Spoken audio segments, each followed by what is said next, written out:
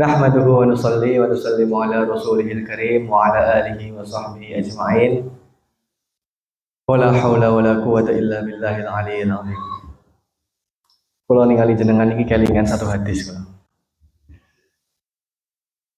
Imam Muslim rahimahullah taala beliau meriwayatkan sebuah hadis yang diriwayatkan oleh Sayyidina Abu Hurairah radhiyallahu anhu.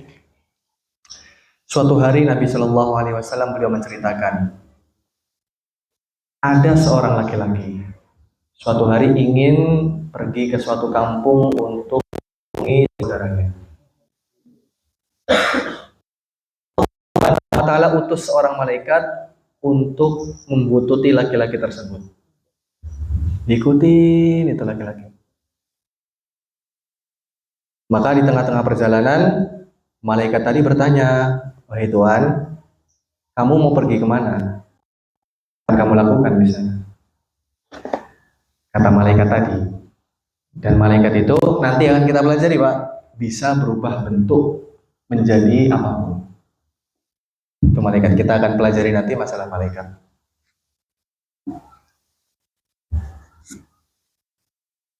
Maka kata seorang laki-laki tadi kepada malaikat, "Saya ingin pergi di kampung Ketanggi." Malaikat, "Untuk apa?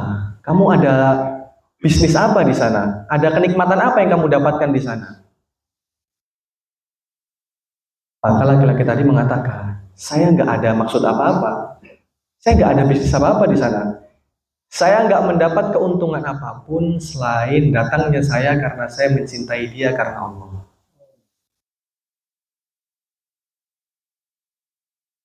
Maka malaikat tadi mengatakan, "Tuhan, saya ini utusan Allah yang diutus langsung kepadamu, memberikan kabar kepadamu bahwasanya Allah Subhanahu wa taala telah mencintai engkau dengan sebab engkau mencintai saudaramu."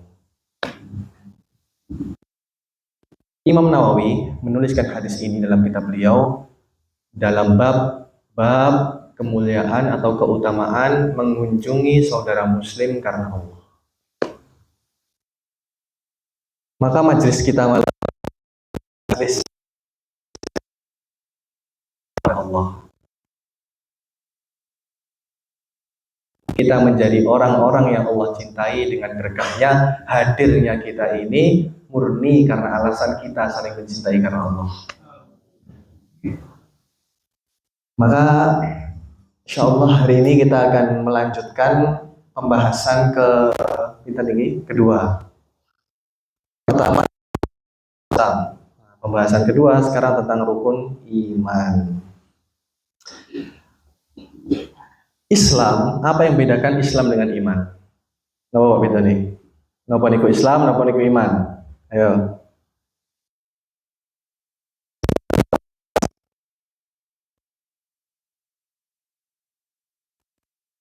Islam itu adalah amal-amal yang sifatnya zahir. Salat, puasa, zakat, haji, umroh, silaturahim, itu adalah bentuk Islam kita. Makanya kemarin dijelaskan di awal, rukun Islam ada berapa, Pak? 5 apa 6? 5. Alhamdulillah, sekelingan. Apa rukun Islam? Yang pertama, mengucap syahadat. Perbuatan apa keyakinan itu? Perbuatan. Ucapan kan perbuatan nih. Perbuatan lisan. Yang kedua apa? Sholat. Itu perbuatan kan? Yang ketiga, puasa. Puasa apa zakat? Puasa. Itu perbuatan juga. Yang keempat, zakat. Perbuatan juga. Yang terakhir, haji. Semuanya perbuatan. Itulah Islam. Sedangkan iman adalah sesuatu yang sifatnya ada dalam hati kita. Makanya nanti akan dibahas rukun iman adalah rukun-rukun yang sifatnya ada dalam hati kita. Seperti itu. Lah, apa itu rukun? Kita sudah bahas kemarin. Sesuatu yang mana suatu perkara tidak akan bisa terjadi kecuali ada perkara tersebut. Seperti kemarin dicontohkan, kalau seandainya iman atau Islam itu rumah, maka rukunnya itu adalah temboknya, tiangnya, atapnya, dan lantainya. Seandainya salah satunya nggak ada, maka nggak dikatakan rumah. Itu sudah dibahas. Sekarang kita bahas mengenai rukun-rukun iman. Ayo, bismillah. Bismillahirrahmanirrahim. Faslun arkanul imani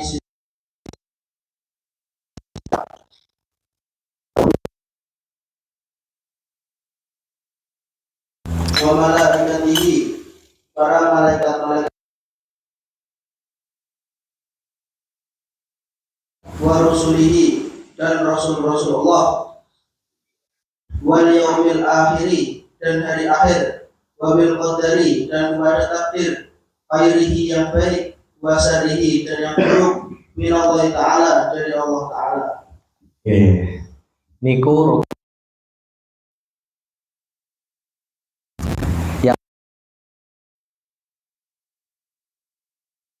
sifatnya bukan sifat perbuatan, itu sifat keyakinan. Mudahnya iman itu keyakinan, Islam itu perbuatan. Mudahnya seperti itu. Rukun iman ada 6. Yang pertama beriman kepada Allah. Nanti akan jelas. Iman kepada malaikat-malaikatnya Allah. Yang ketiga beriman kepada kitab-kitabnya Allah. Yang keempat beriman kepada rasul-rasulnya Allah. Yang kelima beriman kepada hari akhir. Yang keenam beriman pada takdir baik dan buruknya dari Allah Subhanahu wa Ta'ala. Sekarang kita bahas satu rukun iman. Rukun pembahasannya sudah kemarin selesai. Apa itu rukun secara bahasa, apa itu rukun secara istilah sudah selesai. Sekarang iman, apa itu iman? Kita akan sering dengar, Pak, bagaimana kita tingkatkan keimanan kita, bagaimana kita kembali memperbarui iman kita. Pak, secara bahasa artinya percaya. Ucapkan, kulo yakin sing maringi rezeki Gusti Allah. Nah, percaya mboten Nabi. Saya yakin semua perkara ini yang melakukan atau yang mentakdirkan itu Allah. Tulisannya seperti itu, tapi hatinya masih berat gak menjalani. Iman itu seperti itu, sifatnya dalam hati kita. Itulah iman, yaitu percaya atau membenarkan apa yang kita imani. Sedangkan menurut istilah, iman adalah menerima yang pertama dan tunduk dalam hati terhadap ajaran yang sudah pasti berasal dari Nabi Muhammad SAW. Makanya kemarin dijelaskan bahwasanya seandainya kita mengucapkan syahadat doang, syahadat saja, tanpa kita sholat, tanpa zakat, tanpa puasa, tanpa haji, surga apa neraka, Pak? Surga apa neraka? Surga. Tapi itu dengan syarat ketika kita meyakini bahwasanya sholat itu wajib. Kenapa? Karena sholat itu datang dari Nabi Muhammad Sallallahu Alaihi Wasallam. Seandainya kita nggak sholat, tapi masih meyakini sholat itu wajib, maka suatu saat akan masuk surga walaupun celup-celupin. Ojo loh Pak, rokok niku medeni celup-celup.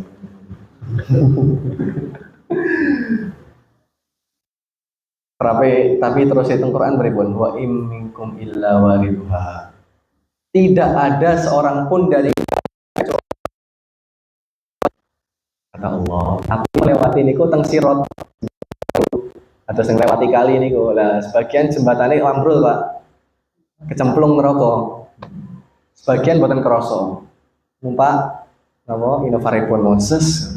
Sebagian numpak masjid, sebagian lah. Itu tergantung amal kita masing-masing.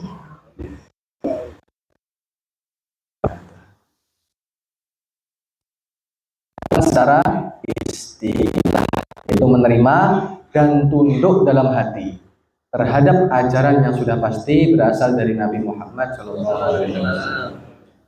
Pertanyaannya Pak, sekarang orang kalau mengatakan puasa boten wajib, iman boten berarti hitungannya?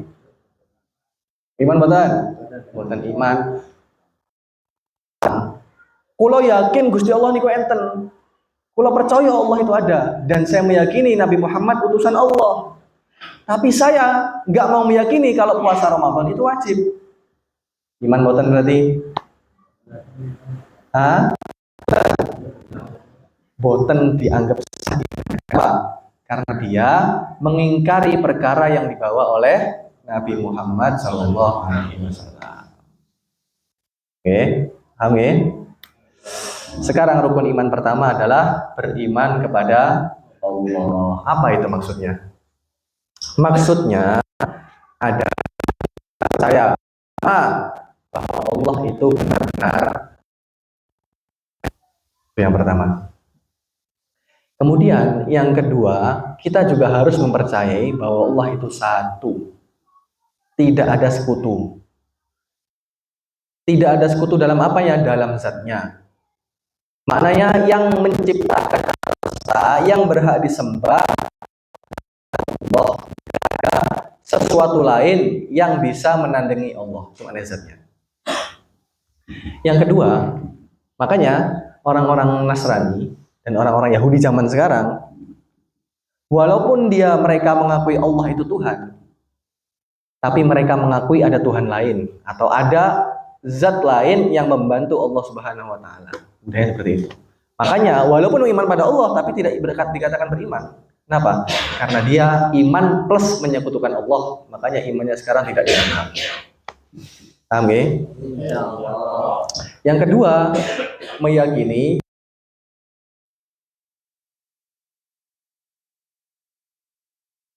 apapun yang sifatnya sama seperti sifatnya Allah. Laisa kamitslihi.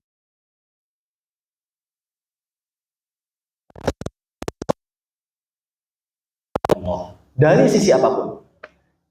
Makanya kemarin saya jelaskan, ketika Allah mengatakan Allah murka kepada hambanya. Ripun artinya ini Pak. Lain jenengan murka misalnya. Bagaimana ketika jenengan murka? Sumpek ngono. Sumpek pengen gepui ngono. Artinya apakah Allah seperti itu? Tidak. Makna murkanya Allah apa kemarin? Allah ingin mengazab. Mumpun diartikan Allah murka, Allah sumpah ninggalin jenengan. Bukan seperti itu, Pak. Sopan negara sumpah Allah kan buatan. Begitu juga ketika Allah mengatakan Allah mencintai hambanya. Ya. Kalau kita mencintai bagaimana, Pak? Kepikiran, gitu loh. Pikiran, turu ke mimpi, gitu. Ya Gusti Allah apa ngoten? Kepikiran jenengan, sopo pede man pikiran Gusti Allah, Pak. Apa maknanya? Maknanya Allah ingin untuk memberikan nikmat tanpa nggak ada hubungan dengan Allah punya hadiah, nggak ada seperti itu. Kemudian juga Allah itu tunggal atau satu dalam perbuatannya. Jadi yang menciptakan alam semesta adalah Allah. Alam semesta nanti juga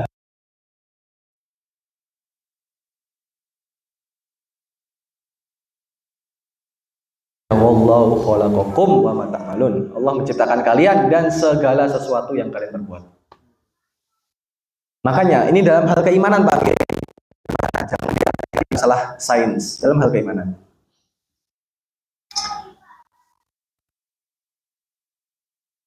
Menurunkan hujan siapa? Allah. Kok kita meyakini bahwasanya hujan itu merupakan suatu proses? Diangkatnya air niku uap karena efek sinar matahari dikumpulkan di awan turun. Kalau kita mengimani itu bukan dengan teori sains ya, mengimani itu sebagai keyakinan bahwasanya hujan ini bukan dari Allah, tapi proses yang dilakukan bumi seperti ini, seperti ini, berarti sama saja menyekutukan Allah dalam perbuatannya. Karena yang kita yakini yang menurunkan hujan siapa? Allah. Pure. Caranya bagaimana? Ya serah Allah. Nah itu caranya Allah tuh beda-beda. Ya itu dengan ditarik airnya itu memang caranya Allah. Tapi bukan berarti terus matahari sakit ngambil air, itu bukan seperti itu. Makanya api bisa membakar buatan Pak? Api bisa membakar buatan? Kalau jenengan meyakini api bisa membakar, bisa kufur itu, Pak.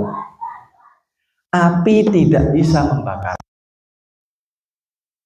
Bakar karena Allah bakar. Jadi ketika ada api dengan ada kertas.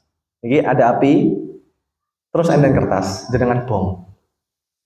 Api nggak bisa membakar kertas. Api bisa membakar kertas karena Allah berikan sifat namanya terbakar. Apa buktinya? Nabi Ibrahim, Pak, masuk ke bara api, terbakar bukan? Bukan, berarti api tidak bisa membakar. Kenapa?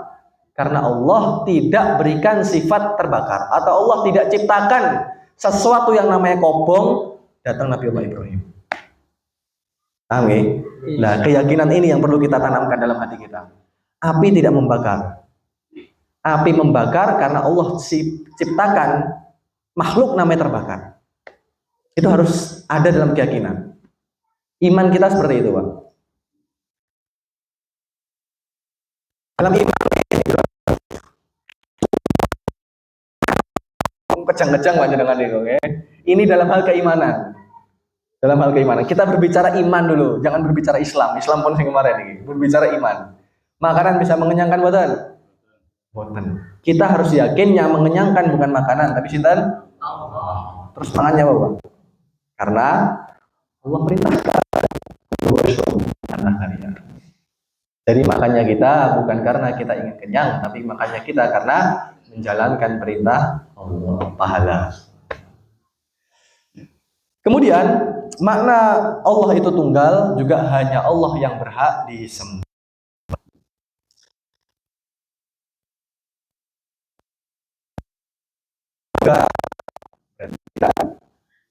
Sesuai dengan syarat iman kepada Allah. Kemudian kita juga harus meyakini bahwasanya Allah memiliki semua sifat kesempurnaan yang sesuai dengan keagungannya. Allah memiliki semua sifat kesempurnaan yang sesuai dengan keagungannya. Harus diyakini. Tidak semua sifat sempurna. Misalnya, perempuan sakit punya anak itu sempurna, bukan? Sempurna, malah satu kebaikan. Sekarang kalau kita bilang Allah punya anak, nah, itu merupakan satu kekurangan sekarang untuk Allah. Makanya dikatakan di sini Allah memiliki semua sifat kesempurnaan dengan syarat sesuai dengan keagungannya. Karena tidak semua sifat kesempurnaan sesuai dengan keagungan Allah Subhanahu wa ta'ala. Karenanya Allah tidak mungkin memiliki sifat kekurangan. Ringkese, Allah niku punya sifat apa aja sih? Allah punya semua sifat kemuliaan yang pantas untuk zatnya. Dan Allah tidak punya seluruh sifat kekurangan. Oke, Allah punya seluruh sifat kesempurnaan yang sesuai dengan zatnya, yang pantas untuk zatnya. Dan Allah tidak punya seluruh sifat kekurangan. Oke, lanjut. Selain itu, kita juga harus yakini bahwa sifat kesempurnaan Allah tidak terbatas. Makanya biasanya sholawatan Allah wujud kita bako nih kan, mukhalafatu lihawadan niku. Ada berapa Pak niku? 20. Apakah cuma 20? Maknanya ada sifat lain selain 20 itu yang dimiliki Allah. Tapi yang wajib kita imani dan wajib kita ketahui 20 itu minimal. Karena kalau kita dituntut untuk meyakini atau mengetahui seluruh sifat, karena sifat Allah tidak terbatas dan ilmu kita terbatas. Paham? Makanya akhirnya para ulama mengambil kesimpulan udah 20 aja yang diimani. Paham nih ya? Kemudian kita juga harus meyakini tapi sebagai orang mukallaf kita cukup mengetahui yang pertama sifat wajib. Ada berapa sifat wajib? Sifat mustahil ada berapa? 20. Sifat jaiz ada 1. Kalau nggak mau dalam-dalam bahas nih Pak, karena nanti di ilmu akidah nih bahasanya. Ini ilmu fikih. Membahas skill mawon sedikit. punya sifat wajib, Allah punya sifat mustahil, Allah punya sifat jaiz. Wajib itu apa maknanya? Kemarin kalau wajib itu apa maknanya? Kemarin itu wajib itu kalau dilakukan, kalau ditinggalkan berdosa, kalau dilakukan. Nah, sekarang kalau di sini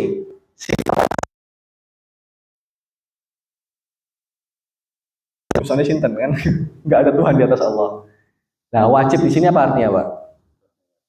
Nah, wajib di sini adalah sesuatu yang tidak mungkin tidak ada, pasti ada pada Allah, itu wajib. Oke, sifat wajib apa, Pak? Sifat yang harus ada pada zatnya Allah. Berarti dosa, bukan seperti itu, Pak. Oke. Itu sifat wajib. Sesuatu yang harus ada, seperti apa? Allah wujud. Nah, wujudnya Allah itu wajib ada pada zatnya Allah. Karena kalau Allah tidak wujud, bagaimana dunia ini wujud? Ya. Jenengan biasa niku, orang mungkin mustahil ya. Berarti apa? Tidak mungkin ada.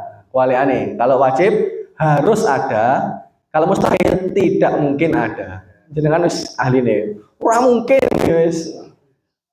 Ya toh. Kemudian di antara wajib dengan mustahil ada sifat pertengahan. Namanya apa? Mungkin. Mungkin ayo ngono wi. Nah, namanya mungkin apa? Mungkin iya, mungkin enggak. Misale moro-moro mantun ngaos niki sedaya langsung angsal Pajero Sport setunggal-tunggal. Mungkin mboten? Mungkin mawon. Terjadine ya terjadine hal lain niku. Tapi mungkin nggak mungkin, ya mungkin. Yang penting apa? Ketika akal kita mungkin untuk menggambarkan hal itu ada, maka itu namanya mungkin. Oke. Nah, itu jaiz itu maknanya seperti itu, Pak. Sesuatu yang bisa ada atau tidak ada, tergantung kehendaknya Allah. Seperti kita masuk surga, kita masuk neraka, itu serah Allah.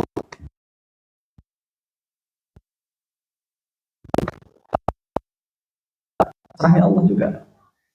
Maknanya nggak ada Allah itu didikte oleh hambanya.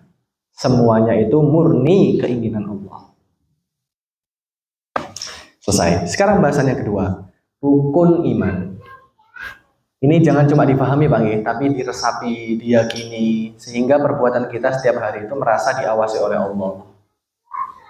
Ketika ada masalah, kita kembalikan pada Allah. Ini semua dari Allah, Pak. Ketika semua dari Allah, maka kita kembalikan kepada Allah. Bagaimana mungkin masalah yang datang dari Allah bisa selesai dari selain Allah? Gitu. Jenengan niku ditilang polisi. Masalah wangel ngoten. Kudu lapor gini. Pripun cara paling simpel? Orang dalam toh. Telepon langsung komandan, "Pak, tolong niki aku duwe." Nggih mboten? Orang dalam niku. Niku orang dalamnya polisi. Lah Gusti Allah niku bukan orang dalam meleh, Pak. Sing duwe orang dalam. Makanya tapi pun sanjang, oh tak telepon Gusti Allah langsung. Oh, coba Pak. Tuh kado sing teng niku teng Instagram niku. Saya sudah telepon Allah. Terus saya lebaran besok lah. Nah, makanya setiap masalah kita adukan langsung kepada Allah, karena Allah ini yang menciptakan masalah dan yang menciptakan orang-orang yang membuat masalah. Makanya Nabi Muhammad SAW ketika ditawari malaikat untuk dibantu setelah beliau dilempari batu, maka malaikat nawarin, "Ya Rasulullah SAW, izinkan saya membantu engkau. Saya pengen ngazab nih orang-orang yang lempari engkau." Apa kata para sahabat? Apa kata Nabi Muhammad? "Kalau ini dari kamu, saya nggak mau. Kalau ini dari Allah, saya mau." Ini kok aja ya kita niru, Pak, nanti niku nggih, sekedhik-sekedhik. Ya lanjut. Rukun iman yang kedua, yaitu beriman kepada malaikat Allah Subhanahu wa taala. Artinya apa? Artinya kita harus percaya bahwa malaikat itu benar-benar ada. Pertama. Yang kedua, mereka adalah hambanya Allah. Yang ketiga, mereka selalu taat dan tidak pernah membangkang. Yang keempat, mereka dimuliakan oleh Allah. 4 hal ini harus ada supaya kita dikatakan beriman kepada para malaikat. Beriman pada malaikat ini artinya bukan berarti kita nyembah malaikat loh Pak. Oke. Kita beriman maknanya kita meyakini malaikat itu ada. Mereka itu hamba Allah, bukan anaknya Allah. Karena sebagian agama meyakini malaikat itu adalah anak perempuan dari Allah. Nah itu nggak boleh seperti itu. Dan mereka selalu taat dan mereka dimuliakan oleh Allah Subhanahu Wa Taala. Makanya catatan penting, hukum mengatakan malaikat perempuan kufur. Jadi kalau dikatakan oh malaikat itu perempuan karena anak perempuannya Allah, itu kufur. Okay? Siapa yang mensifati malaikat dengan jenis kelamin perempuan, maka dia kufur. Tapi kalau mengatakan malaikat laki-laki, kenapa Pak kufur? Karena Allah sudah jelaskan di Quran, malaikat itu bukan perempuan. Ketika kita ingkar, berarti kita ingkar pada Al-Quran. Nah, itu alasan kufurnya seperti itu. Oke? Okay? Jadi ketika kita bilang malaikat KTP ini apa KTP ini? Oh jenis kelamin perempuan. Nah, niku hukumnya kufur kita Pak. Karena apa? Karena Allah sudah berfirman dalam Al-Quran, malaikat itu bukan berjenis kelamin perempuan. Ketika kita bilang perempuan, berarti sekarang kita mengingkari Al-Quran. Sekarang ketika bilang malaikat itu laki-laki, maka hukumnya apa? Tidak kufur, fasik, dosa besar. Enggak bilang malaikat itu tidak laki-laki. Yang Allah ingkari itu keperempuanan malaikat. Tapi Allah tidak pernah mengingkari kelaki-lakian malaikat. Walaupun bukan laki-laki juga. Yang menafikan malaikat itu Al-Quran langsung. Maka yang mengingkari Al-Quran kufur. Sedangkan kalau bilang malaikat itu laki-laki, dia tidak kufur tapi dosa besar, langsung fasik dia. Ya, tapi bukan berarti malaikat laki-laki Pak. Makanya intinya malaikat itu bukan laki-laki, bukan perempuan. Seperti mau mudai. Malaikat bukan laki-laki, bukan perempuan. Ojo ngomong laki-laki perempuan gak dosa, gak. Pokoknya sekarang kalian ini fakta tentang malaikat. Jumlah malaikat itu sangat banyak, hanya Allah yang tahu. Bahkan dikatakan tidak ada tempat di langit kecuali ada malaikat yang sujud atau rukuk. Jadi jenengan nih Pak, samping jenengan ini malaikat setuju nih. Disunnahkan ketika sendiri, walaupun nggak ada orang, kita tetap nutup aurat. Kenapa? Menjaga adab dengan para malaikat. Malaikat itu bukan wali meleh Pak, mereka tuh orang, bukan orang meleh, makhluk soleh, gak pernah buat salah sedikit. Masa kita nggak jaga adab dengan mereka? Makanya kita disunahkan untuk selalu berpakaian bagus, pakaian wangi, tutup aurat. Untuk apa? Menjaga adab dengan para malaikat. Apalagi di majelis ilmu Pak, dikatakan tuh malaikat sampai numpuk-numpuk, sampai di langit itu. Kenapa? Pengen melihat jenengan nih, ahli surga ada di sini. Tadi dikatakan bahwasanya malaikat jumlahnya sangat banyak, nggak diketahui, hanya Allah minimal wajib mengetahui 10 malaikat ini. Nah ini pimpinan para malaikat ini Pak, 10 ini. DPR malaikat lah kembangannya. DPR. Ya, menteri ini malaikat bukan DPR, menterinya malaikat ini malaikat. Yang pertama, malaikat Jibril. Kita harus tahu ini 10 ini. Yang pertama, Jibril. Apa tugasnya? Menyampaikan wahyu kepada Nabi. Enten tiang nanti tanglet tengku. Kan Nabi udah nggak ada. Terus kerjaannya malaikat Jibril apa?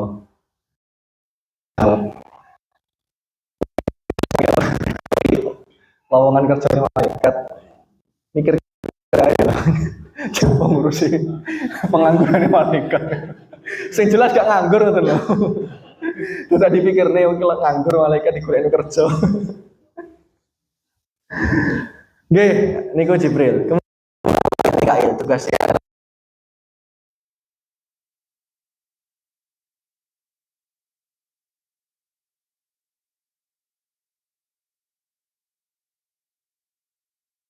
Mikail. Putra jenengan dua anak paling Michael ngoten lho Pak nggih. Lek jenenge Mikail ngoten mboten apa lek.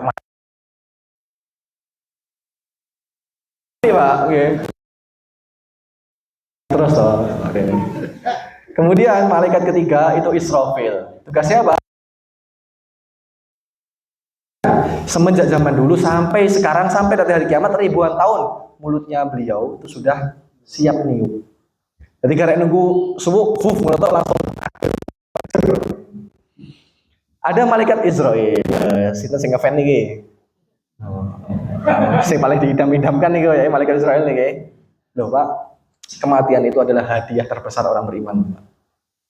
Makanya malaikat Israel itu adalah malaikat yang paling dicintai oleh orang-orang yang beriman. Karena dengan kedatangan beliau, kita bisa semakin dekat dan merasakan nikmat lebih besar di hadapan Allah Subhanahu wa taala. Makanya malaikat Israel ini malaikat yang datang membawa kunci surga. Ya, ayo wis wayahe tak jemput. Israel. Ya.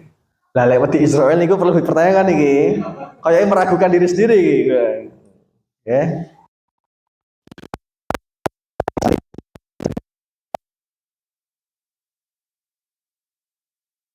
Pertanyaan kubur, ada mungkar, ada nakir. Nah, tugasnya bertanya di alam kubur.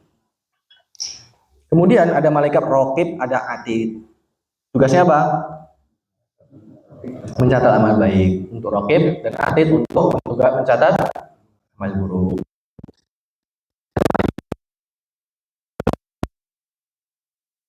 Niki menteri penjaga neraka. Coba sampai ketemuan. Jadi ketemu pas ngopi nang surga atau apa lah. Coba sampai dilayon mampir ning neraka ning omahku yo.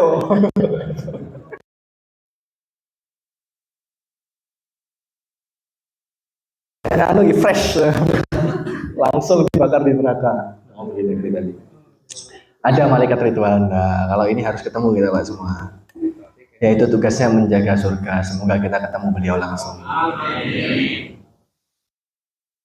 Lanjut. Kesimpulan singkat. Kita wajib yang satu, percaya malaikat itu ada. Kedua, mereka selalu taat. Ketiga, mengenal 10 malaikat utama plus tugasnya. Simbol loh, nama 10. Jibril, Mikail, Israfil, Munkar, Nakir, Raqib, Atid, Malik, Ridwan.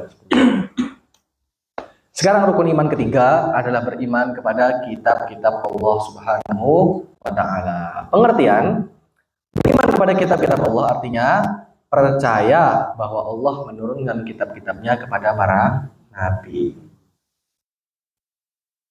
Kitab tersebut adalah kalam Allah. Maknanya Allah menyampaikan kalamnya melalui para nabi. Itulah yang diartikan kitab. Kitab itu jangan diartikan kitab loh Pak terus dengan buku nih, bukan seperti itu maknanya kitab.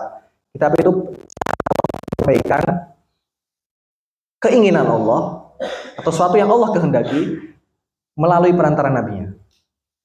Nah, terkadang berbentuk kitab memang setelah ditulis berbentuk kitab, tapi terkadang nggak berbentuk kitab, tapi ditulis oleh orang-orang ketika zaman Nabi itu dibentuk apa kertas-kertas doang.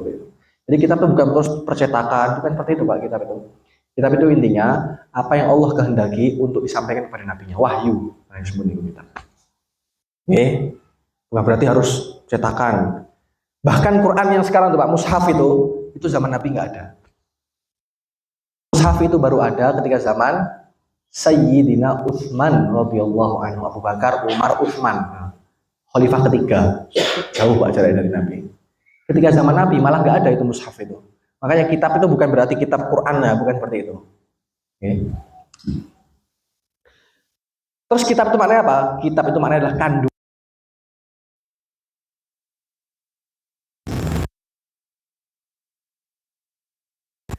Kemudian kita harus meyakini kitab itu suci dan tidak sama dengan perkataan manusia. Makanya ketika Al-Quran, jadi mukjizat Nabi itu turun atau Allah turunkan kaumnya. Ketika zaman Nabiullah Isa, saat itu lagi zaman viralnya ilmu kedokteran. Ilmu kedokteran. Lagi maju-maju ilmu kedokteran di sekitar Nabi Isa itu, Pak. Akhirnya Allah turunkan Nabi Isa, Allah utus Nabi Isa dengan membawa mukjizat. Mukjizatnya apa? Menghidupkan orang mati. Kedokteran mana Pak yang bisa menghidupkan orang mati? Supaya apa? Supaya ilmu yang lagi masyhur dan terkenal, dipuja-puja saat itu dikalahkan oleh mukjizat. Zaman Nabi Musa, apa yang terkenal? Sihir. Sihir itu lagi marak-maraknya zaman Nabi Musa. Mainannya dukun-dukunan Mbak zaman Nabi Musa, santet-santetan zaman Nabi Musa. Turun, Allah berikan Nabi Musa mukjizat untuk mengalahkan sihirnya semua. Nabi Muhammad. Apa? Zaman beliau apa, Pak? Apa? Syair. Zaman Nabi Muhammad sallallahu alaihi wasallam terus orang Arab itu sangat memuja-muja bahasa. Orang Arab dari dulu tuh Pak pecinta syair. Lihat yang ningali syair Arab tuh masya Allah. Ternyata nopo puisi Indonesia nih. Jangan masya Allah tabarakallah ini. Makanya rata-rata pujian Nabi dengan bahasa Arab. Burdan amin tadzakuri jirani bidi salami majad. Oh niku itu sedikit main dikit ayo syair. Dateng mungkin kula ngaos Mauritania niku ben ngopi ayo syair. Tentang kopi. Biasa. Ayo syair saya lebih bagus. Oh iya bagus. Syair saya lebih. Jadi adu skill Pak syair niku. Pasti gurih mboten. Kenapa ya? Apa pakai fa bukan summa ya? Padahal maknanya podo oleh bahasa Indonesia. Al-Quran datang dengan tingkat sastra yang tidak bisa dikalahkan oleh seluruh para penyair di saat itu, bahkan sampai zaman sekarang. Ya.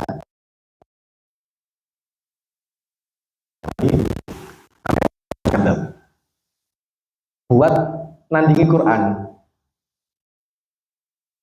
Kan Al-Quran Al-Qari'ah Pak, Al-Qari'ah. Wa ma adraka mal Qari'ah. Nah itu. Dia buat Quran baru. Gajah, apa itu gajah? Apakah kamu tahu gajah? Ini arti ini. Diguyu bakal yang Arab.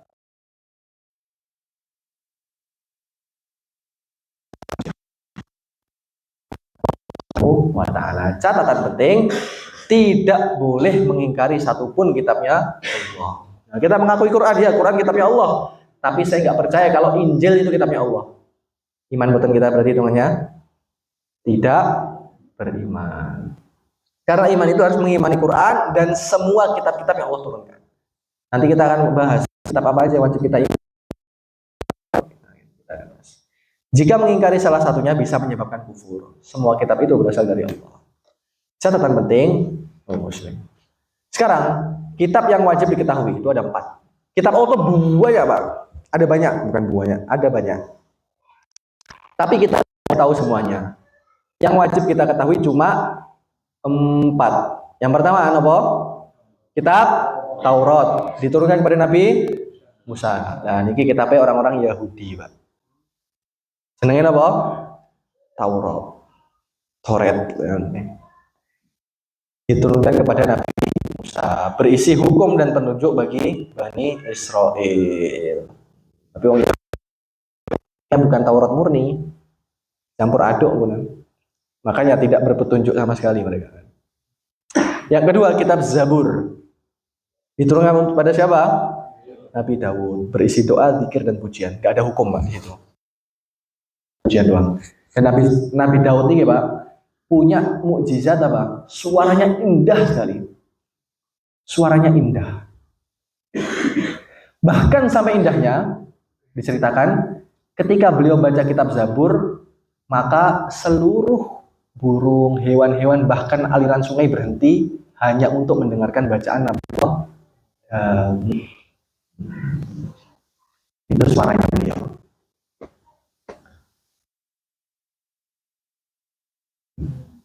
Kemudian ada ketiga kitab Injil.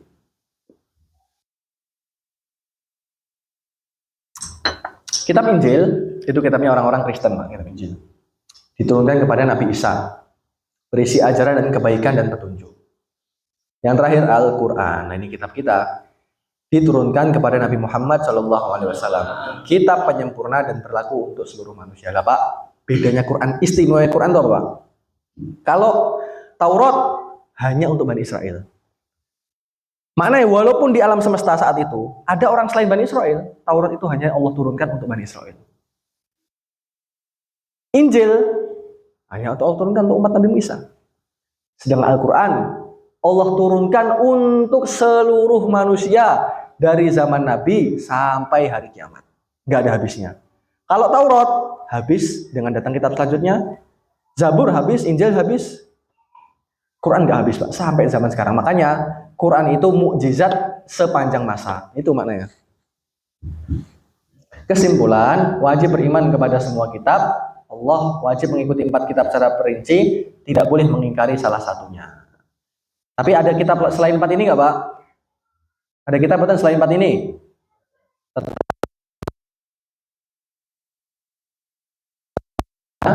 4 ya. Rukun iman keempat, beriman kepada Rasul. Rasulullah ada berapa Pak? Ada banyak. Ada banyak. Apa artinya iman kepada Rasulullah? Artinya yang pertama percaya bahwa Allah mengutus para Rasul kepada manusia. Mengertos doa lagi. Yang kedua, ada Rasul yang diutus untuk semua manusia. Itu siapa? Nabi Muhammad Shallallahu Alaihi Wasallam. Maknanya ada Rasul itu nggak diutus ke semua manusia. Seperti apa? Nabi Musa kepada Nabi Bani Israel doang, nggak kepada suku-suku lain. Kalau Nabi Muhammad nggak peduli Bani Israel nggak Israel, orang Arab nggak orang Arab, wajib iman pada beliau. Nah itu yang dilakukan orang Yahudi zaman sekarang, nggak mau ngimani Nabi Muhammad itu. Yang ketiga, ada yang diutus khusus untuk kaumnya seperti Nabi Musa itu. Catatan penting, wajib beriman kepada semua Rasul. Apa artinya secara umum Pak? Umum, kita cukup iman, oh Allah punya Nabi dan punya Rasul dari Nabi Adam sampai Nabi Muhammad Sallallahu Alaihi Wasallam. Gak perlu kita tahu secara terperinci detailnya siapa. Oh ada tabisis, sopo anake, anak 6, gak perlu seperti itu Pak. Paham ya? Jadi kita pertama, makna iman secara umum, kita harus meyakini bahwa Allah punya Rasul yang Allah utus semenjak zaman Nabi Adam, diakhiri zaman Nabi Muhammad. Itu makna iman secara umum. Jumlah Rasul dan Nabi tidak perlu dipastikan. Nah, ini Pak, penting. Kita kan sering dengar Pak, jumlah Nabi berapa?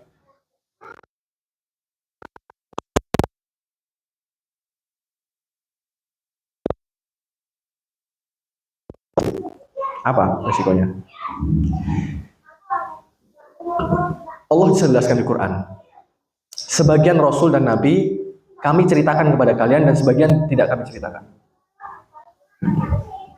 Kalau kita baca 124.000, seandainya nabinya Allah cuma 130.000, maka kita seakan-akan menghukumi orang yang tidak nabi jadi nabi.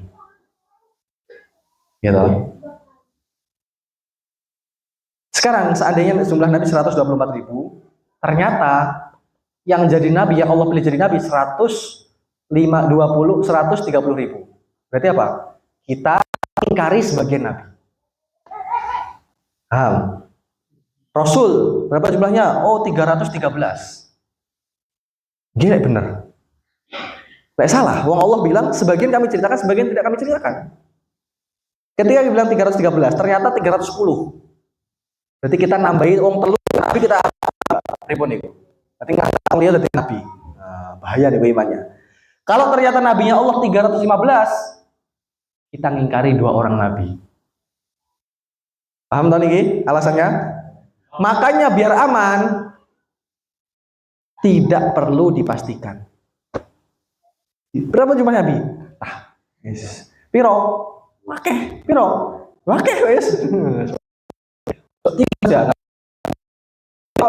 Itu cuma pendapat yang paling aman yang saya ikuti, jangan dipastikan. Enak toh Pak? Enggak angel-angel ngapalnya akhirnya. Terus 300 piro telos, piro lah itu enggak pulang. 124.000 nabi, piro 100 lawe. 120 piro 120. Noli pinten nih kumpulan kan? Wis kembali. Kita bahas sebelah Nabi Rasul. Yes, simple. Tapi yang wajib diketahui secara terperinci ada 25. Wow. Kenapa wajib diketahui? Karena ada dalam Al-Quran. Siapa aja? Nah, ini saya jelaskan. Nabi Adam, Idris, Nuh, Soleh, Ibrahim, Lut, Ismail, Yakub, Yusuf, Ayub, Syuaib, Musa, Harun, Zulkifli, Daud, Sulaiman, Ilyas, Ilyasa, Yunus, Zakaria, Yahya, Isa, akhirnya Nabi Muhammad Sallallahu Alaihi Wasallam. Ini wajib kita tahu. Wajib kita hafalkan atau enggak? Tidak wajib kita hafalkan, tapi sekira di ingkar. Ngamalnya selawe wangel sopo terus likur tok ya. Yang neh. Loh, tadi dua-dua. Loh, kok 20 tok sama singkari lah. Susah, Pak. Yang penting apa? Seandainya Daud nabi bukan? Nabi. Sulaiman nabi bukan? Nabi. Nah, yang penting seperti itu, Pak. Seandainya disebutkan nama pada kita, kita tahu oh itu nabi. Gak perlu ngitung, oh apalan berarti Adam. Sampai akhirnya tangannya tulis siji. Oh Adam, Idris. Iki Adam, Idris. Nah, enggak seperti itu, Oke. Menghitung pertama selawe, baleni piro 22, 23, susah, Pak. Yang penting apa? Seandainya disebutkan pada kita, kita tidak mengingkari beliau. 25 ini. Kemudian sifat Nabi itu sebagaimana Allah punya 3 sifat, wajib, mustahil, jaiz, maka Nabi juga punya 3 sifat, sifat wajib, sifat jaiz, sifat mustahil. Sifat wajib bagi Nabi adalah sifat yang pasti ada setiap Nabi dan Rasul karena mereka adalah utusan Allah. Nah ini 4 sifat wajib bagi Nabi. Yang pertama, sidik, artinya jujur. Nabi benar tidak mungkin berdusta. Makanya hati-hati langsung. Dari Nabi ngapusi awake dhewe napa, Pak? Kemudian yang kedua, amanah, terpercaya. Nabi bisa dipercaya, tidak mungkin berkhianat. Yang pertama apa? Artinya jujur. Yang kedua, amanah, artinya terpercaya, enggak mungkin. Bahkan Nabi Muhammad tuh, Pak, walaupun dibenci kaumnya, tetap nitipin duit tengah Kanjeng Nabi. Saking amanahe. Lah awake dhewe, dulur dhewe wedi nitipin duit. Ojo dienggo malah.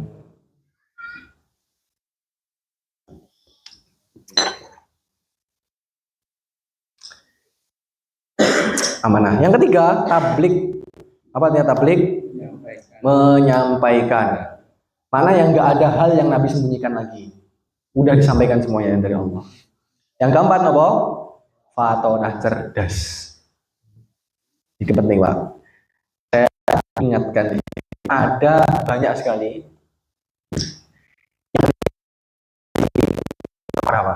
yang menisbatkan hal yang tidak pantas untuk Nabi. Bukan Nabi Muhammad doang, seluruh Nabi. Terutama Nabi Ayub. Nabi Ayub Allah uji, Pak, dengan apa? Sakit kulit. Nah, saya sering dengar itu orang-orang ceramah. Nabi Ayub Allah uji keluar karena sakit kulit mengeluarkan ulat tidak pantas bagi Nabi. Tidak mungkin, Pak, Nabi sampai semenjijikan itu. Oke, jangan bilang seperti itu. Bilangnya gimana? Nabi Ayub Allah uji dengan sakit kulit yang parah. Gimana? Allah. Sampai Nabi Ayub Allah uji dengan sakit kulit sampai keluar ulat busuk di sampai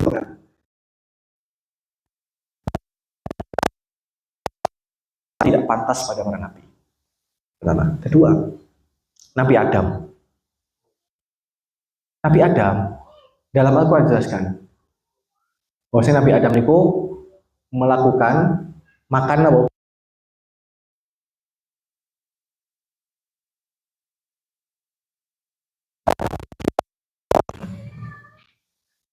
Nabi Adam nggak bermaksiat. Nabi Adam pernah bersalah karena hati-hati, Pak, ini kualat ini kita, okay? Jangan katakan kesalahan pada Nabi Adam atau apalagi maksiat. Terus kok Allah bilang, kok nyalain Nabi Adam kenapa? Hasanatul abror, sayyiatul muqarrab. Ada istilah para ulama. Hal yang dianggap baik oleh seseorang itu terkadang dianggap buruk untuk orang yang punya tingkatan kebaikan di atasnya. Orang, misalnya,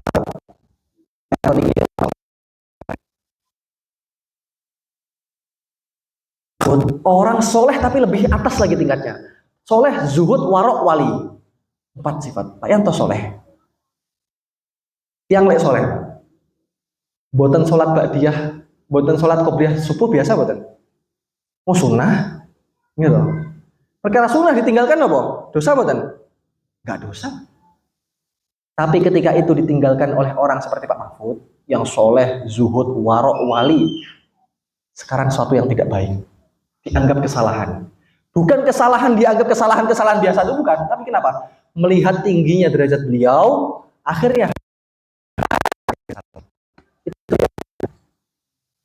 jadi hal yang Nabi Adam makan buah kul itu bukan kemaksiatan. Tapi Allah salahkan kenapa?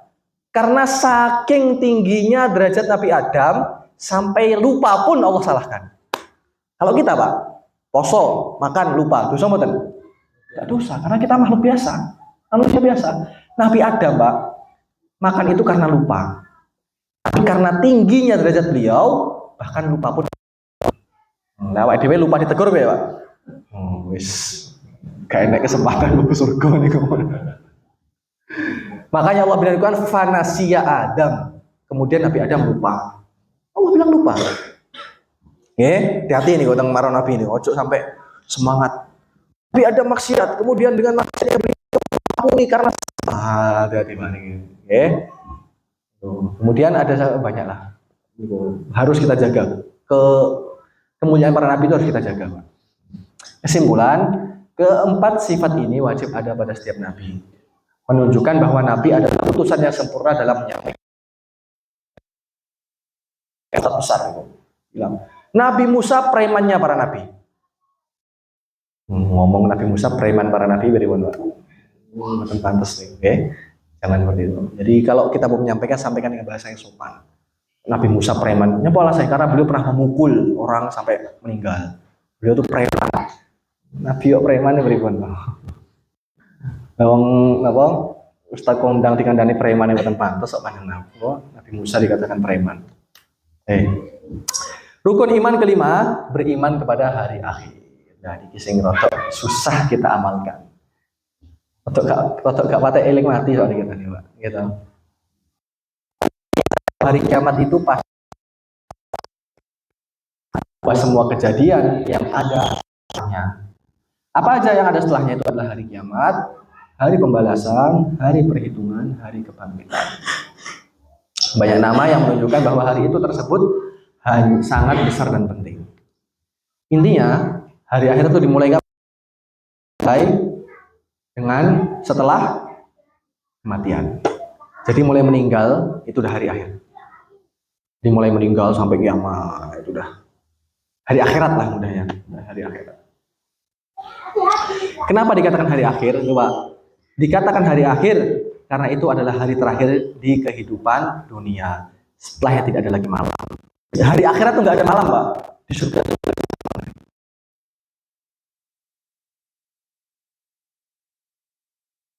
Puasa nanti serah Allah, Pak. Ojo bingung. Ojo overthinking. Mulai kayaknya bengi piye aku carane tidur terus carane kanut apa ya ngatani kula.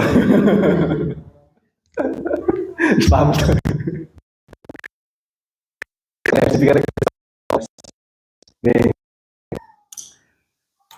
Sekarang tahapan hari akhir. Dimulai dari kebangkitan, setelah meninggal kebangkitan. Ini enggak terlalu panjang, Pak, karena ringkasan. Setelah kebangkitan, Allah kumpulkan itu di padang mahsyar. Padang mahsyar, padang hasyar. Kumpulkan. Ketika hari mahsyar ini, Pak, ini hari yang sangat memusingkan dan membuat seluruh orang gaduh. Yauma yafirrul mar'u min akhihi wa ummihi wa abihi wa sahibatihi wa banihi likulli imri'in minhum yawma idzin sya'nun. Hari itu hari di mana seluruh orang sibuk dengan urusannya sendiri-sendiri. Bahkan orang kekasih lari dari kasihnya, suami lari dari istrinya, saudara lari dari saudaranya, ibu ninggalkan anaknya. Ibu, Pak, ninggalnya anaknya. Ribun. Ketika hari itu ada 7 golongan yang Allah tiba-tiba angkat di mimbar-mimbar cahaya. berikan satu naungan di mana seluruh orang bingung. Siapa di antaranya? Seorang laki-laki yang berpisah karena Allah dan berkumpul karena Allah. Semoga termasuk kita ini. Datang ke sini apa? Untuk belajar ilmunya Allah. Pulang kenapa? Ya udah selesai. Berpisah karena selesai, atau berpisah karena ingin berkhidmah kepada keluarganya karena Allah, dan nanti berkumpul lagi dengan kita di pertemuan selanjutnya karena apa? Murni karena ingin belajar ilmunya Allah. Semoga di hari itu Allah berikan pada kita keistimewaan tersebut. Yang kedua, kata Allah,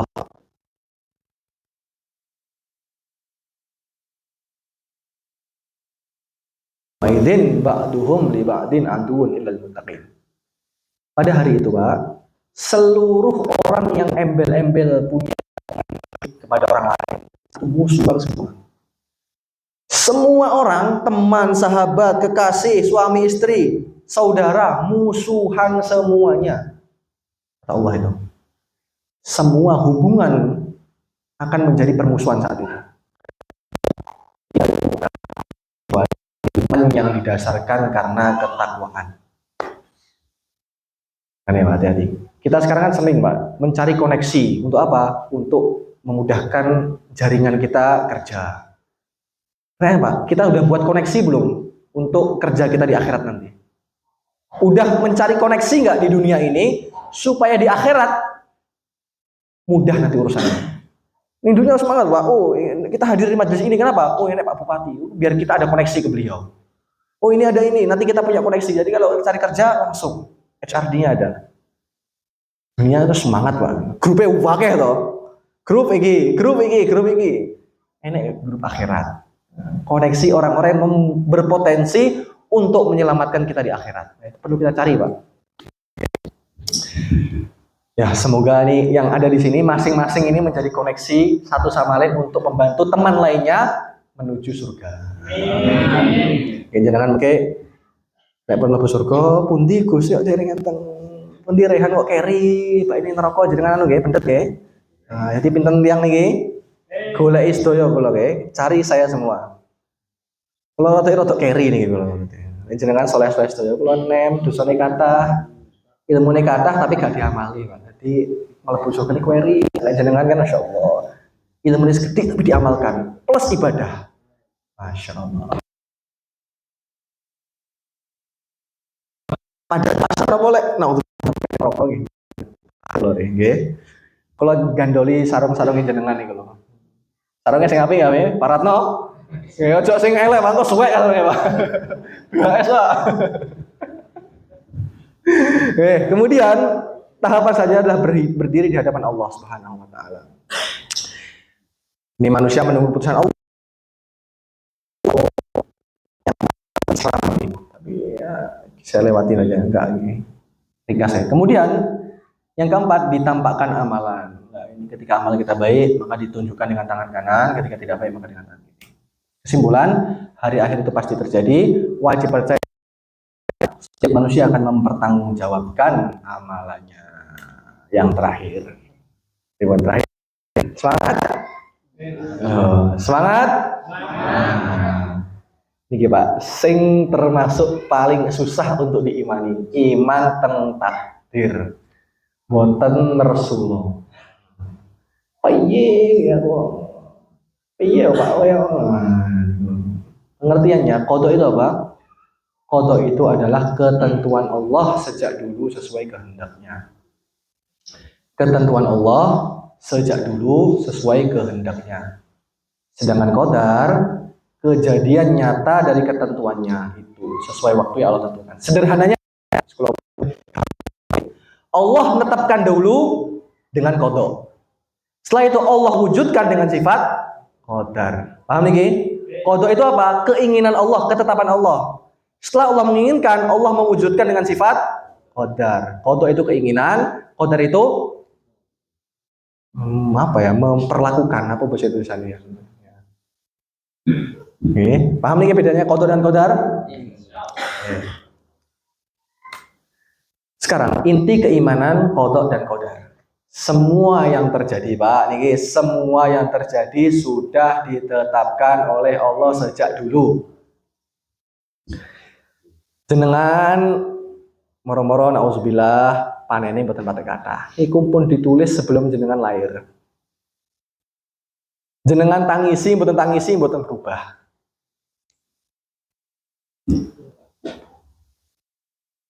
Timbangane sedih, mending napa? Alhamdulillah dapat pahala. Makanya kata Hikam Ibnu Athaillah, beliau mengatakan, jangan sibukkan diri kamu mengurusi hal-hal yang sudah diurusi oleh orang lain. Sinten Allah. Jangan sibuk mengurusi perkara yang sudah diurusi oleh orang lain. Orang lain bukan berarti orang mudahnya gini. Jangan sibuk mengurusi perkara yang sudah diurusi oleh Allah. Jangan sibuk, ini panjang Mbak Nikmat ya. Jangan sibuk mengurusi perkara sing wis diurusi Gusti Allah. Jenengan Pak, kalau hidup Allah janjikan rezeki. Kalau meninggal, berarti rezeki entek. Gitu. Kalau kehidupan kita mikir, soal opo, duit kurang akeh, kesel Pak. Pun diurus doya karo Gusti Allah. Wah, terus ojo aku tak turu ya usah kerja loh, bukan seperti itu Pak ya. Kerjanya kita itu bukan untuk mencari rezeki, bukan untuk mencari uang. Karena rezeki itu sudah Allah tetapkan dan Allah berikan tanpa perlu kita kerja. Tapi kerja kita adalah bentuk taat kita kepada Allah karena Allah perintahkan kita untuk mencari sebab, yaitu kerja. Maka kerja kita adalah untuk ibadah, bukan untuk mencari uang. Apa nanti yang menimbulkan? Ketika seandainya ada masalah di pekerjaan, gaji di sini, nggak terlalu pusing, Pak. Ya pusing normal manusiawi, tapi nggak terlalu dipikir. Kenapa? Aku kerja kok ibadah, hasilnya Allah. Nah seperti yang buat kita happy hidup di dunia. Makanya orang yang paling happy sih Pak. Orang sing imani kuat plus ikhlas. Orang peduli makhluk, mek sing dipikir Gusti Allah. Lek kepikiran apa? Apa Gusti Allah gak murkai? Enek napa? Sing penting Allah, Gusti Allah gak duka mah gak masalah. Makanya gak terus Nabi napa? Illam yakun bika alayya ghadabun fala ubali. Ya Allah, sebesar apapun masalah saya, kalau engkau tidak murka pada saya tidak peduli. Utangi kata, utangi Allah gak gare murka wis gak apa-apa. Yang penting dibayar loh Pak, oh juga bohong. Tapi lah utangi riba loh, di istighfari. Istighfari ini pripun? Dan cepat dilunasi. Oke, utang sedaya dan cepat dilunasi Pak. Oke. Kemudian baik atau buruknya, manfaat atau bahaya pasti terjadi jika Allah kehendaki. Baik atau buruk, manfaat atau bahaya pasti terjadi jika Allah kehendaki. Apa yang Allah tidak kehendaki tidak akan terjadi. Makanya masya Allah, lam yasha lam yakun. Apa yang Allah keinginkan pasti ada, dan Allah tidak inginkan pasti tidak ada. Kesimpulannya, apa yang Allah kehendaki pasti terjadi, dan apa yang tidak Allah kehendaki tidak akan terjadi. Sekarang cakupan takdir itu apa aja? Takdir itu mencakup kebaikan dan keburukan sebelum manusia diciptakan. Jenengan enten keburukan. Nah, untuk bilang misalnya ada musibah, kecelakaan. Itu takdir boten? Takdir boten? Takdir. Jenengan angsal arto 2 miliar. Takdir boten? Takdir. Jadi baiknya kejadian, buruknya kejadian itu murni karena takdir. Maka beriman pada takdir dan qadar, qada dan qadar itu wajib dalam Islam, dan mengingkarinya bisa menyebabkan kufur. Nah, ini yang terakhir penting ini, Pak. Tadi dikatakan seluruhnya dari Allah, takdir. Terus orang-orang jenengan nyolong, alhamdulillah. Nyapa nyolong, wis takdir. Malah sholat, nyapa malah sholat. Enggak kehendaknya enggak sholat, ya wis piye neh takdir. Kita harus iman. Imannya iman Pak. Tapi bagaimana hukum ridho terhadap ketetapan Allah? Ridho terkait ketetapan Allah, takdirnya itu wajib. Tapi terkait apa yang ditakdirkan, hukumnya ada 5. Nah, okay. Melihat takdir dari segi ketetapan Allah itu wajib. Tapi melihat output atau hasil dari apa yang Allah takdirkan, itu ada 5 hukum. Jika yang Allah takdirkan itu wajib, makanya kita wajib ridho. Makanya apa? Jangan ditakdirkan Allah untuk sholat.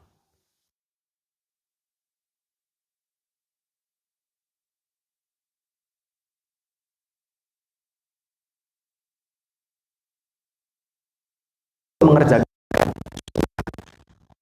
seperti apa? Ini Allah takdirkan untuk istiqomah. Gimana hukum ridhonya kita? Sunnah. Ketika mubah, Allah takdirkan kita untuk makan. Gimana hukum ridho terhadap makanannya itu? Mubah. Ketika makruh seperti itu juga. Ketika haram, ditakdirkan untuk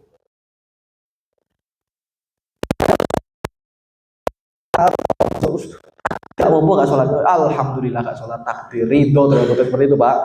Paham ya? Jadi takdir melihat dari segi takdir wajib ridho. Tapi melihat dari segi apa yang ditakdirkan, maka melihat tergantung 5 hukum ini. Oke, paham? Kesimpulan,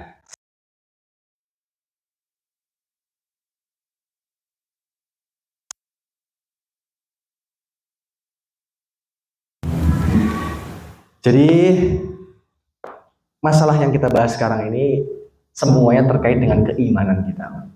Keimanan. Ya, ini jangan cuma dipelajari, Pak, tapi dihadirkan dan berusaha diwujudkan dalam perbuatan kita. Bahkan, Pak, seluruhnya yang jelaskan bahwa semuanya itu dari Allah. Bahkan orang ketika Allah kehendaki masuk neraka, itu sudah Allah tetapkan semenjak zaman dulu. Kok orang itu sudah Allah tetapkan masuk neraka, mau dia sholat dengan model gimana pun neraka. Kalau Allah takdirkan orang itu masuk surga, mau maksiat model gimana pun tetap masuk surga. Makanya ibadah kita tidak akan pernah berubah takdir. Dan maksiat kita tidak akan pernah berubah takdir. Itu perlu dipahami, Pak. Terus kepedean, sholat itu enggak aku lebih ngerok surga. Harus jangan kepedean. Ketika para sahabat disampaikan oleh Nabi, kata Nabi, wahai sahabat, kalian nanti masuk surga sama neraka itu sudah Allah tetapkan sebelum kalian lahir. Kata Nabi seperti itu. Sahabat bingung, ya Rasulullah SAW. Terus apa gunanya saya sholat? Apa gunanya saya zakat? Apa gunanya saya ibadah? Kalau ternyata saya masuk neraka takdirnya, percuma. Dan apa gunanya saya meninggalkan maksiat? Kenapa jawaban Nabi, Pak? Kullun fa inna kullan muyassarin fa inna kullan muyassarun lima khuliqalahu. Karena segala sesuatu terus berhubungan dengan takdir, tapi Allah menciptakan sesuatu itu tergantung. Allah akan mudahkan sesuatu itu tergantung untuk apa dia diciptakan. Ketika Allah menciptakan dia untuk ahli neraka, maka Allah akan menjadikan dia mudah untuk maksiat. Untuk taat itu susah sekali. Untuk sholat itu angin, berikan malas. Tapi untuk maksiat, pena, atau Pak.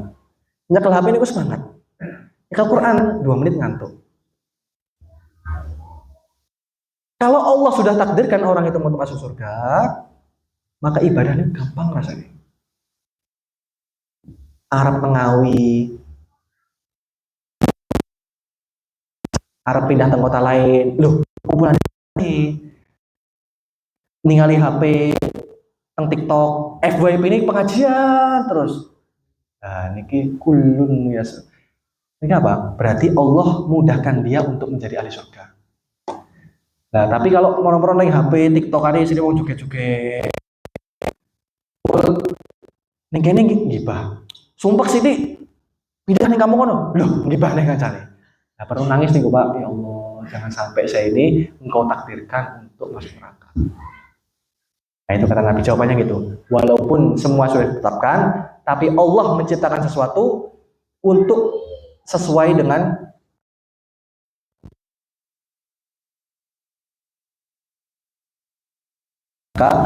dan ketika Allah itu mudahkan dia untuk Allah ciptakan dia untuk masuk surga, Allah akan mudahkan orang tersebut untuk mengamalkan amalan ahli surga. Kita harus khauf dan roja. Khauf takut, khawatirnya kita termasuk orang-orang yang ahli neraka. Rojaknya kita tetap berharap, harapannya kita termasuk orang-orang ahli surga. Ketika seperti itu akhirnya kita imbang. Maksiat wedi, taat semangat. Insyaallah ya. Cekap sekian, kurang lebih mohon maaf. Assalamualaikum warahmatullahi wabarakatuh. Monggo kalau ada pertanyaan.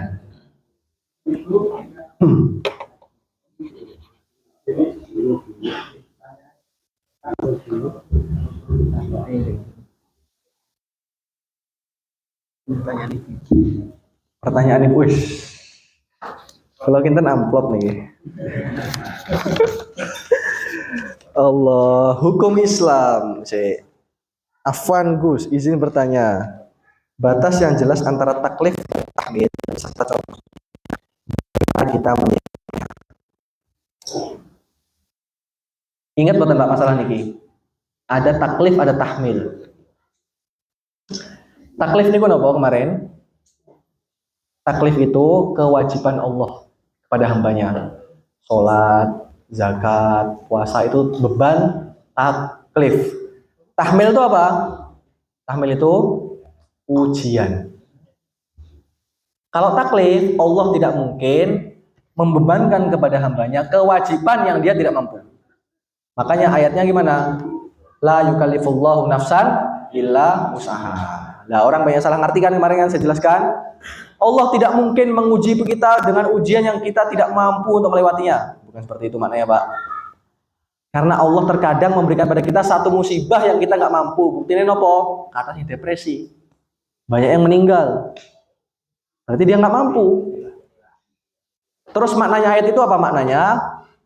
Adalah Allah tidak mungkin mewajibkan perkara dan mengharumkan perkara kecuali kita mampu untuk menjalankannya atau mampu untuk meninggalkannya. Itu namanya apa? Taklif. Tapi kalau ujian atau musibah itu namanya apa? Tahmil. Kalau tahmil, Allah mungkin menguji hambanya dengan kadar yang dia tidak mampu. Makanya Allah perintahkan kita untuk berdoa. Rabbana wala tuhammilna ma la taqata. Ya Allah, jangan engkau berikan pada saya satu ujian yang saya nggak mampu. Allah perintahkan kita doa, berarti tandanya Allah mungkin memberi. Sekarang apa batasnya tahmil dengan taklif? Pertanyaan ibu-ibu pertama. Batasannya, taklif itu aturan kewajiban syariat. Taklif itu kewajiban syariat atau kewajiban syariat mencakup haram halal. Dia ujian hidup. Kemudian seperti itu. Taklif itu adalah perintah agama atau larangan agama. Kalau tahmil itu ujian hidup. Kemudian seperti itu. Kayak sholat, zakat, puasa, haji itu apa? Taklif. Kalau kemiskinan, kaya, galau, bahagia itu apa? Tahmil. Nah, jadi kalau taklif itu adalah kewajiban atau aturan syariat. Kalau tahmil itu ujian hidup. Kemudian seperti itu. Oke. Niku yang pertama. Yang kedua, pada saat ini kita memberikan sedekah subuh kepada orang lain. Insya Allah semoga diterima. Apakah kita harus menyampaikan atau melisankan maksud kita? Karena kalau disampaikan takutnya menyinggung perasaan yang diberi. Ataukah cukup diniatkan dalam hati? Cukup diniatkan dalam hati. Karena sedekah nggak wajib ada lafaz. Cukup. Beda sama wakaf, Pak, sama hibah. Wakaf sama hibah. Wakaf ini perlu lafaz. Saya wakafkan tanah ini untuk masjid. Nah, perlu. Kalau sedekah bukan. Makanya di antara sedekah yang paling utama apa? Sedekah sirri. Sedekah yang tidak diketahui orang lain. Bahkan kata Nabi apa? Sampai tangan kiri tidak tahu apa yang sedekahkan tangan kanan dan tangan kanan tidak tahu apa yang sedekahkan tangan kiri. Oke. Terus dia story. Alhamdulillah sudah sedekah, guys. Yang minat DM. Lihat niatnya nyemangati wong nggih. Tapi pertanyaannya enten semangat buat kali story ini sudah. Jazakallahu khairan katsira. Amin wa iyyakunna. Hukum Islam bagi orang mukallaf sudah sampai dakwah bagi ya. Apabila di suatu kampung Nasrani, hukum Islam bagi orang mukallaf. Apabila di suatu kampung Nasrani, otomatis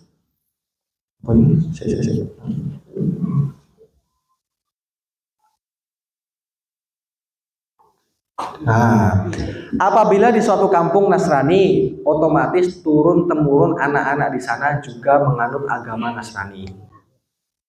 Apabila mereka meninggal, tetap dihukumi kafir atau tidak? Tafsil, perinci. Ketika memungkinkan ada berita walaupun dari HP, bahwasanya ada agama namanya Islam, ada Nabi itu sampai Muhammad. Sekarang kok dia tetap kekeh dalam agama Nasrani, kafir dia. Tapi kalau benar-benar nggak ada, tertutup, zaman sekarang kayaknya nggak ada Pak. Pun kayak barang nih kampung sing tak terjamah nih, pasti ada walaupun kemungkinan kecil. Nah, ketika ada kemungkinan kok dia nggak mau mencari, nah maka dihukumi kafirnya. Seperti itu. Kenapa Pak seperti itu? Karena orang mukallaf, orang sehat, orang berakal loh Pak, akalnya akan terus jalan. Dia nggak akan puas dengan sesuatu yang dia lakukan.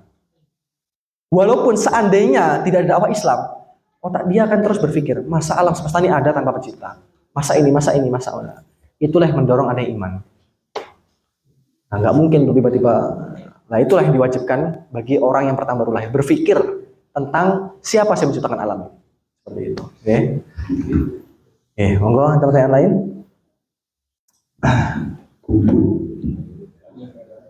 Oke, monggo. Mikrofon non sewu.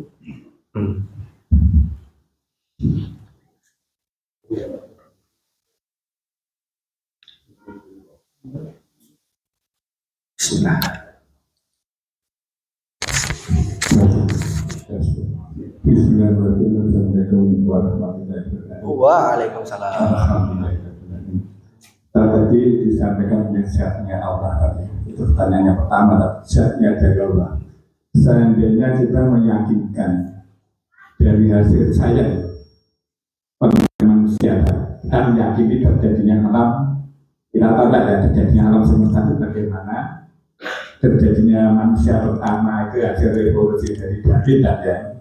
Karena apa kan? Allah itu berikan kita tuh kecerdasan yang beda dengan makhluk yang lain. Nah, dari hasil kecerdasan itu akan menimbulkan hal-hal yang biasanya kita bisa bermain dengan akal. Hukumnya apa? Kira-kira kalau kita terlalu meyakini dari hasil sains itu apakah kita kubur atau musyrik atau bagaimana? Itu nanti yang kedua lanjut ya tadi. Yang terakhir aja. Assalamualaikum warahmatullahi wabarakatuh. Waalaikumsalam warahmatullahi wabarakatuh. Mantap nih pertanyaannya. Kuliah 1 SKS sekarang. Ada nggak sih pertentangan antara sains dengan Islam? Ulama menulis kitab, Syekh Ibnu Taimiyah menulis kitab namanya Dar'u Ta'arudil Aqli wan Naqli. Beliau di situ menjelaskan, kitab tebal Pak, menjelaskan tidak ada pertentangan antara Islam dengan rasionalitas. Logika tidak akan pernah bertentangan dengan Islam. Itu dikumpulkan. Beliau jelaskan dengan dalil rasional, dalil Quran, semua dijelaskan.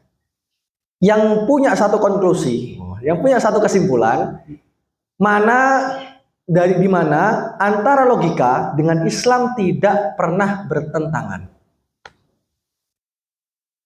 Akhirnya ulama kalam, ulama ahli akidah, bahkan mereka mengatakan iman itu tidak cukup ketika hanya ikut-ikutan. Iman itu harus berpikir, harus rasional. Ketika iman itu sumbernya ikut-ikutan, gak dikatakan iman.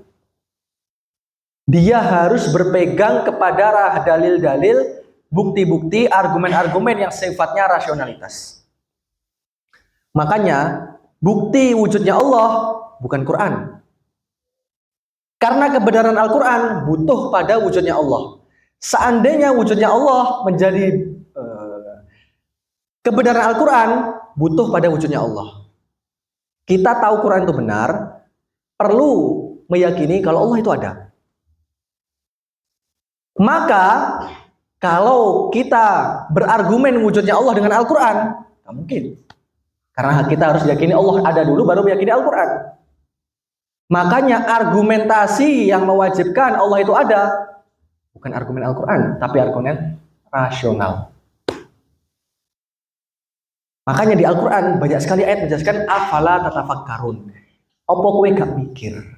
Afala takilun? Apakah kamu tidak berasional? Apakah kamu tidak menjalankan akal kamu? Kata Allah.